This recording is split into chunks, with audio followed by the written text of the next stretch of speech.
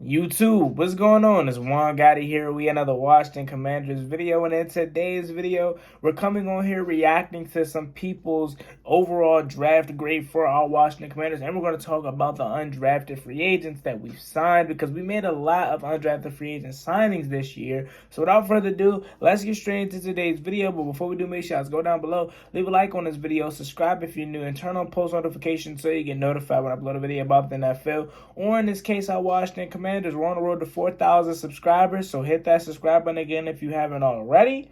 Let's get straight into today's video. So let me clear up something from yesterday's video, because I got the sense that you guys feel like I didn't like the Sam Howell pick. I liked the Sam Howell pick. I said that. In fact, I love the pick because it's definitely an insurance policy. If Carson Wentz doesn't pan out this year, we can go straight to Sam Howell. I love the pick, but what I was saying, and that's what some of you guys don't understand as a fan, and that's what I gotta understand too. Fan is short for fanatic, right? So some of you guys aren't going to keep it real. Some of you guys are going to be so in love with these draft picks. You know what I'm saying? You're going to be so high on it that you don't want to see the possible bad of the draft picks. Or you're going to be so negative on the draft pick that you don't even want to give a chance for these young guys to go out there and prove themselves to possibly prove you wrong and actually live up to a specific draft pick.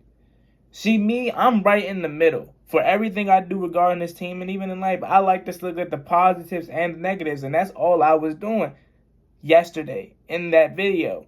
I was talking about how I like the pick, but could this be something about regarding the Carson Wentz's mental, because the same thing somehow now happened with Jalen Hurts. Same thing that happened with Jalen Hurts can happen now with Sam Howell. Y'all kept saying, oh, he's a 5th round pick, Jalen Hurts was a 2nd round pick. Sam Howell, talent-wise, is not a 5th round pick. This draft class at quarterback was just so weak that he failed. But I did see that Ron Rivera said that he told Carson Wentz that they were drafting him and he was okay with it. And he liked the gesture that he told him. Cool, I understand that. Now I do feel a little bit better about the situation. But that was my initial reaction, and that's how I am as a fan. I don't get too overhyped because I once did as a fan, and I always got let down, especially being a fan of this team. So I'm a person that like to look at it from in the middle. I'm not too negative, I'm not too high, and that's something that y'all don't have, that some of y'all don't get. I mean, I especially with that Jahan Dotson pick, some of y'all was just so high on it. Y'all liked the pick, and y'all were mad at me because my reaction was different. It's my opinion, just like yours. You were super excited about the pick. I wasn't. I'm still not super thrilled about the pick because I felt like there were other talents. But now that it happened, I have no choice but to root for him. I'm going to root for him, and if he's successful, I'm going to love him. But now that happened, just how I wasn't so high on the pick, now that happened, I see the positives of it. If we didn't trade back and select Jahan Dotson, we wouldn't have got Sam Howell. We wouldn't have got Brian Robinson. Right? So I did like the move to trade back. I just didn't like the specific player that we selected. You know? But yeah, man, I just had to come in here and address that, man, because I don't know if some of y'all don't watch the videos all the way through or whatnot, or maybe y'all do and y'all just have y'all opinions already made up, which is cool, because at the end of the day, I'm going to continue to do what I do. I love this team, and I'm going to continue to get my honest review and honest opinion on this team. So with that being said, let's get into these undrafted free agents that we signed. Alrighty, so before we get into the undrafted players, actually, we're going to talk about the 2 players that we drafted in the 7th round, being Christian Holmes and Chris Paul. And obviously, no, not Chris Paul from the Suns, Chris Paul from Tulsa, the offensive guard, I believe, and he can also play a little bit of right tackle too due to the lack of depth at Tulsa. So I like both of those picks. Christian Holmes could come in here and possibly be that nickel corner. I really hope they give Danny Johnson a shot to be that nickel corner for us because he played really well last year versus the Packers. And I wish they re-signed Torrey McTyer. Like, I don't know why they haven't re-signed Torrey McTyer. He was playing some really good ball before he got hurt and tore his ACL versus the Falcons last year in Week 4. And again, Chris Paul, he can play guard, he can play tackle, and Christian Holmes can play on this side. So I really like those 2 pickups. Now let's look at a lot of these undrafted free agent signings, because last year we only signed Jared Patterson. That was one. And this year, we went all out in the undrafted pool. So we drafted Josh Drayden, cornerback from California. Then we drafted Trey Walker, linebacker from Idaho. So we finally got a linebacker. Surprisingly, we didn't go linebacker in the draft. And I feel like I know why they didn't, because they're going to give Cole Holcomb the Mike linebacker role, which I'm thrilled about because I feel like he can play that role. Amani Rogers, tight end from Ohio. His name sounds familiar. Kyrick McGowan, wide receiver from Georgia Tech. And then we went Curtis Hodges, tight end from Arizona State. Devin Taylor, cornerback from Bowling Green. And quarterback Carson Kelly from Southern Miss. And then we went Jaquiz Ezard from wide receiver from Sam Houston State. And I believe Ed said that he went to Howard too. So he can be that kick return guy for us and whatnot.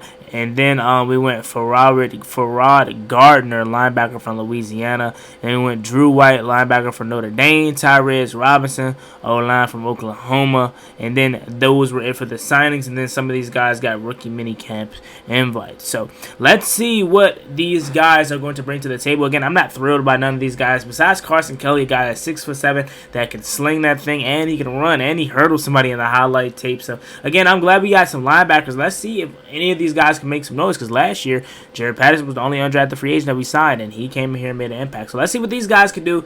And I'm starting to see Ron Rivera's whole thing and how he went with about drafting. Last year he went solely based on upside and potential with Jamin Davis and De'Ami Brown.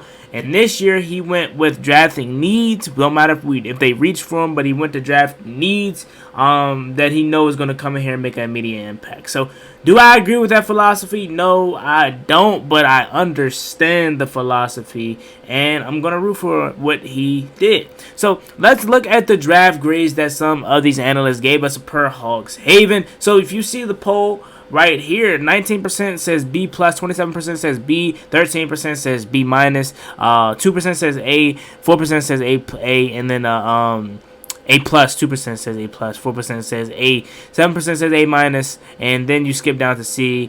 10% says C+, 8% says C, 4% says C-, and 2% says D. So let's look at what these outlets says. USA Today gave us a B+. They said the first draft, as the Commanders didn't start out well, given the panic trade for Carson Wentz, cost them a third rounder and possibly a future second, but they recovered, recuperating some capital before spending their first selection on Penn State wide receiver Jahan Dotson, who should be quite a help to Carson Wentz and maybe the special teams. 2. Washington also got its annual Alabama studs, D-tackle Phidarian Mathis and running back Brian Robinson, but fifth-round quarterback Sam Howell could be the story here. He was taken late enough that he shouldn't pose an immediate threat to Carson Wentz, yet Howell might also provide a day 3 Kirk Cousins level return down the line if circumstances force him into the lineup. So Washington Post gives us a B, trade down, and then taking wide receiver Jahan Dotson in the first round was fine. He'll provide a useful receiving complement to Terry McLaurin for a new quarterback. Carson Wentz, the Commanders went to an old standby of theirs, drafting Alabama players for their second-round choice of D-tackle Phidarian Mathis and their third-round choice running back Brian Robinson Jr. Getting QB Sam Howell to begin the fifth round represented good value and provides a prospective fallback plan if Wentz is not the long-term answer. Touchdown Wire says people are calling Penn State receiver Jahan Dotson an overdraft at 16 after Washington traded down with the Saints, but if you look at the receivers left on the board, Dotson was the best guy at that point. It does sting a bit that the Saints took Chris Olave and the Lions took Jameson Williams at 12 with their leaping trade with the Vikings, but Dotson is a professional receiver who can come in and help right away. After that, it was Alabama all the way, and Washington selects run-stopping tackle for Phidarian Mathis in the second round and power running back Brian Robinson in the third. There may have been better players left at each position, but they fit what Ron Rivera wants. As for the quarterback situation, well, they got a lot more interesting with the selection of Sam Howell, who I think is the second best quarterback in this class. Go back and watch Howell's 2020 tape when he had running backs and receivers and tell me that Carson Wentz's ears aren't burning. So that's a lot to unpack for that one. The Phidarian Mathis pick. The reason why I don't like it is because you're basically just replacing Deron Payne. He's not a guy that's going to come in here and be that interior pass rusher. He's just going to be another run-stuffing guy.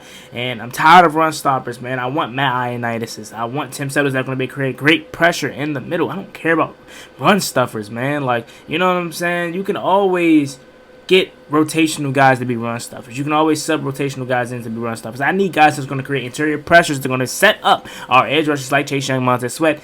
And Fedarian Mathis is not going to do that. Deron Payne is not going to do that. John Allen is slowly growing into that. So we need more of that, in my opinion. But it is what it is. NFL.com gave us a B. Day 1 a B. Day 2 a C+. And Day 3 an A. DraftKings Nation gave us a B.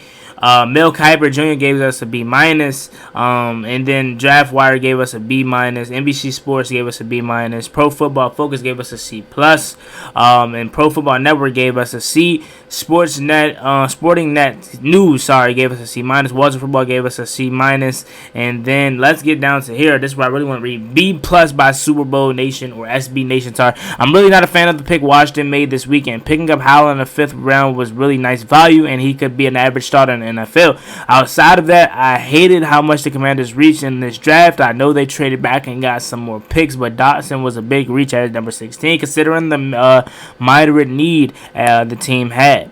And there was no further migration by the team. More receivers in the case of Dotson isn't everything they hope he'll be. Okay, that's a D+ by SB Nation. Sports Illustrated says, while the Commanders need a wide receiver, it's hard to understand their philosophy in the 2022 NFL draft unless Dotson was by far the number 1 pass catcher on the board. Trading back and missing the thick of the wide receivers runs and only not netting a 3rd and 4th round pick for compensation don't seem like enough. You could look at their draft and ask, would you rather have Dotson and 2 extra mid-round picks or Jameson Williams? Dotson hasn't had an issue escaping coverage in the Big Ten, but does that change in the pros? Mathis should have been more in the conversation with the Georgia D tackle and certainly improves the talented Washington front, but did the Commanders follow their board too tightly? There are certainly some positions of need that didn't get addressed. Then New York Post says, credits for trading down to 11 from 11 to number 16 before reaching on Dotson. Washington stayed put with the other 2 picks, but and both Alabama stars felt like reaches, including the 1-year standout starter James or Brian Robinson. So yeah, man, that is the reaction from most of the media outlets, and you see no one has gone higher than a B+ as they shouldn't. You see a lot of people going as low as a D. And that's just the raw reaction from it, man. But in Ron Rivera, we trust, man. I'm still hopeful for this season. I still believe in this plan that they got going on, man. But you know what I'm saying? It is a lot of mixed reaction and reviews, which is understandable from this draft, man. So let me know what you guys think about this video in the comments section. Like, comment, subscribe. What do you guys think about the undrafted free agents that we signed and the media outlets' reaction to our NFL draft? What would you grade our draft yourself? My grade is coming out in a couple days, so make sure you guys stay posted for that video. As always, me, boy Juangotti. Like, comment, subscribe. Hail to the Washington Commanders. We're on the road to 4,000 subscribers, so hit that subscribe button again if you haven't already. I'm out. Peace.